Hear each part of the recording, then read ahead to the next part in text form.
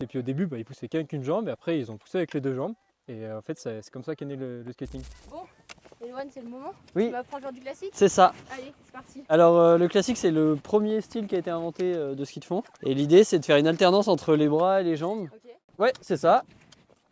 Il y a la possibilité de skier sans être trop physique. C'est assez accessible pour tout le monde. Plus le classique évolue, plus le style s'oriente vers de la poussée. Je laisse voir avec Nathan qui est un spécialiste de poussée, qui fait que ça.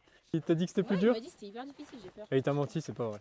La poussée, c'est différent. On a tout le temps les deux bras en simultané. La coordination, moi, c'est pas dingue. Ah mais là, c'est assez simple, c'est les deux bras en même temps. Super.